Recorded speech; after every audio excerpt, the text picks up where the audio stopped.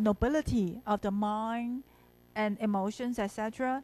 You need to keep those in mind. And later, when you get to read the development of Frankenstein, the monster, you'll be able to appreciate it more. Okay, so just don't forget that as long as you know why they address these issues, I think the issues should be interesting to you. Okay, let's begin with Robert Walton. I think that the roles of Robert Walton. Yes, in the video, I think the woman gave a good interpretation. She said that Walton serves as a link between the readers and the story, and also Walton is I forgot the word she uses, but is an improved Frankenstein, or is a less harmful Frankenstein, something like that.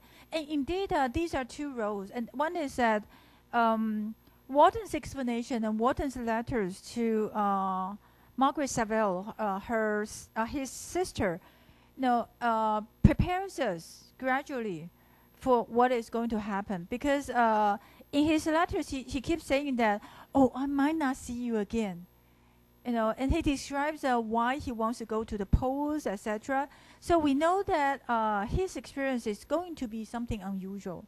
So this is a kind of preparation for us to gradually enter a realm of the I shouldn't say abnormal, but the realm of the very special event. Okay.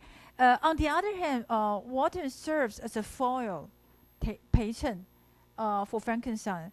So he is in a way similar to Frankenstein. He likes Frankenstein, and he is like Frankenstein in some ways. Okay. So he is like Frankenstein or a romantic hero because he has his desire for exploring the pole, the North Pole, and he in his letter he talks a lot about what the poles means to him, that it can be beautiful, etc. So I don't have time to read the passages. Just read it yourself. And also he likes Frankenstein. He's the one to bring Frankenstein back to life, and gradually he feels that he's like his brother. Walton is a very loving person. He in the letters he constantly expresses his love for his sister too. So he loves his sister, and he sees Frankenstein as his brother. All of that shows how he's a loving person.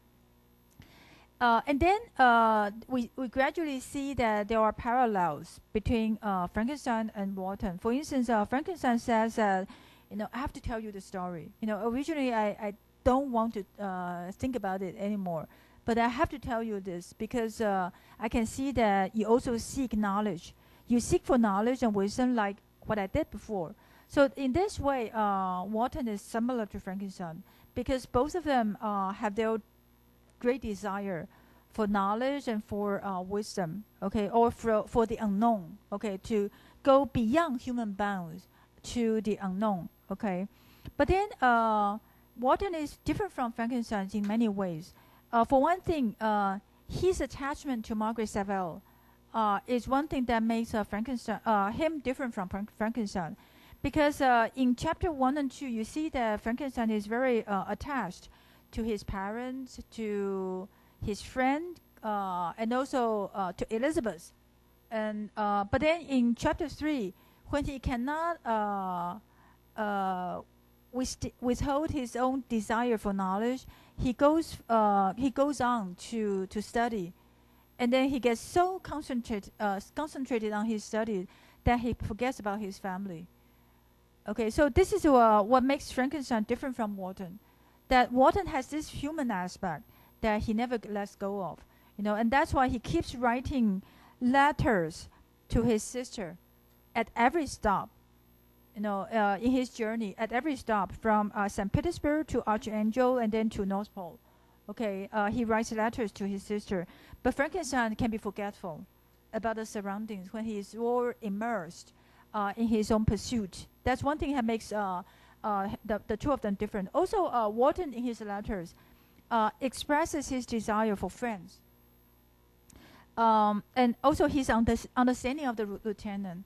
So all of these shows that Wharton is maybe an ameliorated version of Frankenstein, an ameliorated or a humanized version of the romantic hero, that he doesn't go to as much extreme as Frankenstein does, as much like non-human. If we don't call it inhuman, then non-human extreme as Frankenstein does. Okay. Okay. Here I give you some quotes to show how Wharton is similar to Frankenstein in their interest in what's beyond human boundaries. The other thing that makes the use of the language here is poetic. Also Wharton acknowledges the fact that he wants to be a poet, and then he fails, and then his pursuit of the pose is inspired by the Rime of Ancient Mariner by Coleridge. So all of that shows his connection to poetry, romantic poetry, and romantic hero. Okay, but we can also say that Wharton is still different from Frankenstein in a sense that his pursuit is for the geographic boundaries, but Frankenstein is for the boundaries of knowledge and the boundaries of humanity. Frankenstein is interested in the secrets of life and death. Okay, so that again makes the two persons' pursuits different from each other. Okay. And then in Frankenstein's Wharton's description of Frankenstein, again we see the description layer, in a way preparation for what is about to happen. We first get to see the description of the monster, okay, and then Frankenstein, and then from the description of the monster to Frankenstein as a creature, to finally Frankenstein as a brother, and how Wharton shows his sympathy for Frankenstein. So we see how in Wharton's description we as readers get closer and closer to Frankenstein, and also become more sympathetic with Frankenstein. But this is something we need to later discuss more, and that is whether he deserves our full sympathy. I mean Frankenstein, because in his narration he keeps saying that, oh, it's all fate, it's all destiny, I have to do it. There's no way I can avoid doing it. But then later on we can talk about whether it's a matter of chance and choice, a matter of fate or choice. Okay. And yes, finally, talking about descriptions of Wharton, at one point he says that I have been taken care of by you, the sister. So he is softened, and then he is refined by the feminine fosterage, the family caretaking of Margaret Saville. Okay, so this again shows how Wharton is different from Frankenstein. Okay. Okay, I think, let me see if there are any passages I should bring your attention to.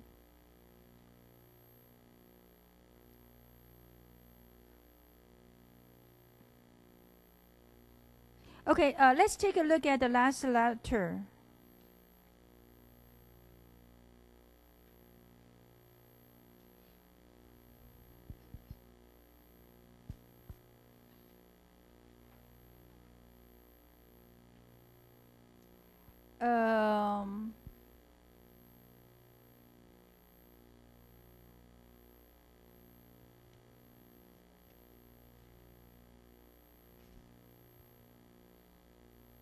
Okay, starting with page 30.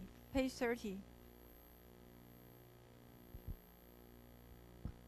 Okay, this is a part of Frankenstein's speech.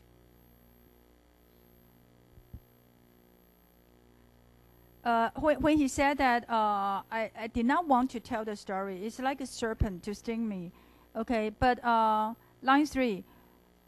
When I reflect that you are pursuing the same course, exposing yourself to the same dangers, which have rendered me what I am, I imagine that you may reduce an apt moral from my tale, or one that may direct you if you succeed in your undertaking, and console you in case of failure.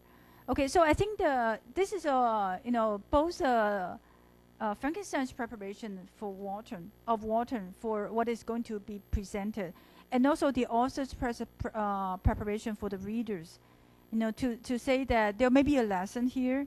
There may be some consolation. Because I fail. So if you fail, you wouldn't feel so bad. I think that this is where Frankenstein is humanized again. In the middle of the pursuit, you will get to see how he's pushed to the human extremes. He's becoming very radicalized. But at this point, he's a human person. He has his human concern. He's very, just as Wharton is very sympathetic with Frankenstein. Frankenstein here is sympathetic. Is concerned with Wharton. So he wants to use his own story, as a lesson for Wharton. Okay, so this is one example of the dialogue, and page 31. This is the end of the frame. Even now, as I commence my task, okay, of telling you the story, telling Margaret the story, his full-tone voice swells in my ear. His lustrous eyes dwell on me with all their melancholy sweetness. I see his thin hand raised in animation, while the lineaments of his face are irradiated by the soul within. So I think there are a lot of poetic images here, like the use of soul, the description of the voice swelling in the ears, and the description of the eyes and the melancholy sweetness. All of that suggests that Frankenstein is described as a romantic hero. Okay, so pay attention to the use of language. Okay, the last few lines. Strange and harrowing must be his story. Frightful the storm which embraced the gallant vessel on its course and wrecked it thus. Okay, so here this is the end of the frame. A kind of full preparation for what is to happen. But when the story really begins, it seems to be a normal story. It seems to be a normal story of family happiness. When Frankenstein describes his birth, I'm by birth a Genovese, and my family is one of the most distinguished of that republic. Okay, so it seems that there is a kind of low tone and regular beginning. So there is a gap between the frame and the actual story. But the first 2 chapters in the descriptions of family happiness actually has prepared some pattern for what is about to happen. Okay, so I think this is where Mary Shelley is really a very careful writer. It's not just a description of her nightmare. She turns her nightmare into a well-organized novel. So that the first 2 chapters, serve as a good preparation, a good contrast to what is about to happen. Okay, so the pattern that is set in the first 2 chapters. One is the idea of orphan. Actually, literally, the monster is like an orphan. The monster is like an orphan, although Frankenstein is alive, but he's rejected. Okay, so the monster is a child being left behind by his parent. So at the beginning of the story, we get to see some characters who are orphans, like Frankenstein's mother, Caroline, is an orphan of Beaufort. Okay, Beaufort is a good friend to Frankenstein's father, Alphonse. And then he gets poor, and then later on he's diseased and he dies. So all the way through, Caroline, the daughter, takes care of the father very dutifully. Okay, so Caroline's role is similar to Elizabeth's role Later you will find out how Elizabeth is similar to Caroline. But both women are orphan. So this is the first similarity you can see in chapter 1. In chapter 1, Caroline being Frankenstein's mother, and Elizabeth being an orphan, which Caroline finds on her trip to, I think, Mont Blanc. On her trip to the mountain, I forgot the place name. Okay, so and then both women are described as being virtuous, being very beautiful, and gentle, tender, etc., etc. Okay, so there are a lot of similarities between these two orphans. And then the role of the father, how the fathers are helpless. Okay, first Caroline's father, and then Frankenstein's father. Frankenstein's father is attached to Caroline. You know, he is not that much around, you know, as an influence on Frankenstein. You know, the mother has more influence on him. Okay, and then Elizabeth's father, Caroline's father is dead, and then Elizabeth also is orphan. Okay, so the parents are in this novel are all presented as being helpless. Okay, so that's another thing. And Frankenstein's childhood in the first 2 chapters is presented with heavenly bliss, that he's very happy with his parents, and he has a good friend, Cheval, and he loves Elizabeth. Okay, so this is a general pattern, and besides his pursuit of knowledge, you know, these are the general patterns that we get to see often. Good friends, good family, and pursuit of knowledge, or maybe good friends and good family in opposition to his pursuit of knowledge. Okay, so these are the patterns set up in chapter 1 and 2. Let me give you some quotes of the 2 chapters, you know, to just reinforce what I said before. First, about the parents, you know, how they are loving parents. They have the kind of noble mind to educate Frankenstein. Also, they are very loving. My mother's tender caress. This is on page 34, 33. He is kind of surrounded by the mother's tender caresses. The second part of page 33, and the father's smile of benevolent pleasure. And he was the only child for a while before his siblings were born. So he gets all the attention from the parents. Frankenstein says they're plaything and they're idle. You know, so in other words, they adore me. And from them, Frankenstein gets lessons of patience, charity, and self-control. But then, you know, his pursuit of knowledge runs counter to the parents' education. Okay, so that's something unfortunate. And then the roles of women. This is a quote I get from Sparks Notes, which I agree with. And that is, very interestingly, although Frankenstein is written by a woman, in this novel, we have women who are mostly virtuous but weak. You know, for instance, loving but sacrificial mother, innocent and sensitive child, and concerned and abandoned lover. Okay, and they are mostly passive. You know, so that's something we'll need to talk about. You know, as a contrast to the pursuit of the romantic hero. You know, the roles of women in this novel is something to discuss. I talk about the parallel between Caroline, Frankenstein's mother, and Elizabeth. And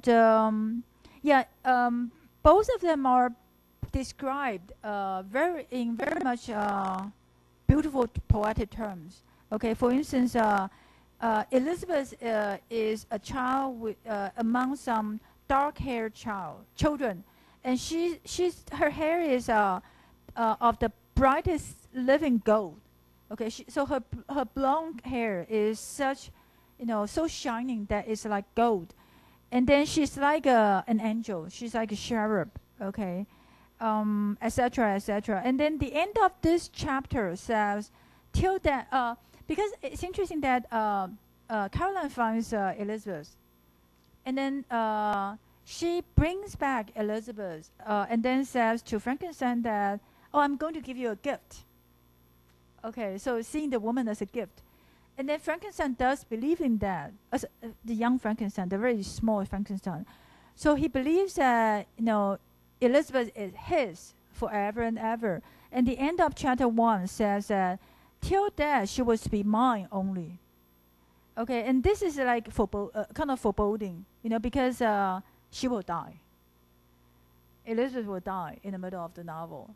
Okay, so although this is almost like the contradiction we see in a lot of love poems. It's just unfortunate that the death comes very soon to Elizabeth in the middle of the novel, which is a major turning point in this novel. Okay, so this is another thing that I want to say. Besides seeing chapter 1 and 2 as a contrast to the other chapters, the chapter 1 and 2 also suggest some pattern, some clues to what is about to happen. Okay, and talking about the friends, this is where we get to see, amidst the happy family and friends, Frankenstein stands out as one who is different from all the rest of them. Okay, for instance, he's different from Elizabeth because he's more intense, more passionate. And Elizabeth loves poetry and nature, like mountains, appearances of nature. And Frankenstein will go behind the appearances to try to find out the causes. So that's one thing that's different. And also, he describes his differences from Cheval, to say that Cheval is interested in adventures, books of chivalry, knights, and romance.